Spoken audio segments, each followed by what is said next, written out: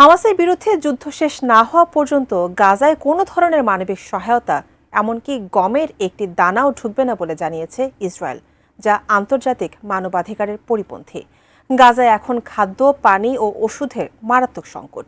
এই অবস্থায় এমন অমানবিক বক্তব্য কি ইসরায়েলের নতুন অস্ত্র? বিস্তারিত জানাচ্ছেন লিমা সায়ন্তী।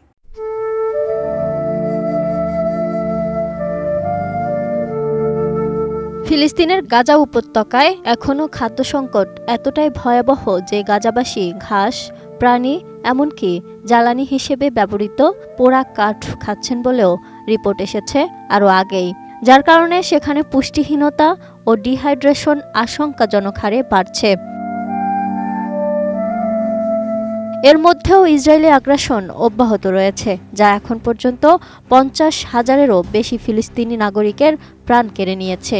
প্রায় 18 মাস ধরে চলা এই হামলার পাশাপাশি ইসরায়েল গাজায় সর্বাত্মক অবরোধও আরোপ করেছে, যার ফলে সেখানে তীব্র খাদ্য সংকট দেখা দিয়েছে। এ বিষয়ে বিশ্বজুড়ে তীব্র ক্ষোভ সৃষ্টির পরও ইসরায়েল ঘোষণা করেছে যে গাজায় গমের একটি দানাও প্রবেশ করবে না। 7 এপ্রিল ইসরায়েলি অর্থমন্ত্রী বেজালেল স্মোট্রিচ এই ঘোষণা দেন।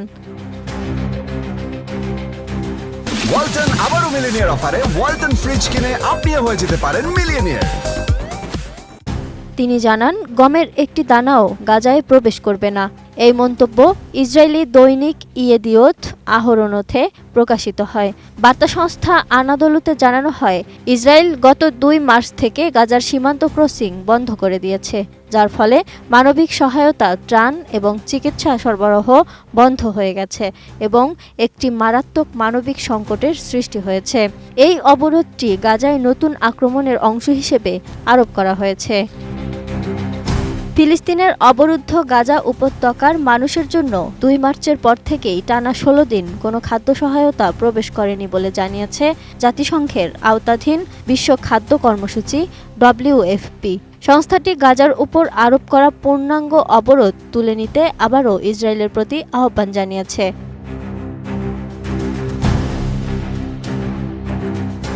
সম্প্রতি সামাজিক যোগাযোগ মাধ্যম এক্সে দেয়া এক পোস্টে WFP বলেছে, সেখানে মানবিক সহায়তা ও বাণিজ্যিক পণ্য সরবরাহের জন্য সবকটা সীমান্ত বন্ধ রাখা হয়েছে, যার ফলে গাজাবাসীর জন্য কোনো ধরনের খাদ্য সহায়তা পাঠাতে পারেনি মানবিক সহায়তা দেয়া সংস্থাগুলো।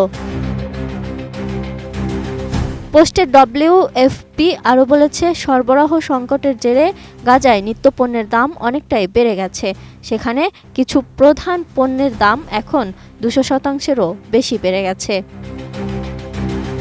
অবশ্য এর জন্য ইসরায়েলকে আন্তর্জাতিক আদালতে গণহত্যার অভিযোগে অভিযুক্ত করা হয়েছে অনেক আগেই।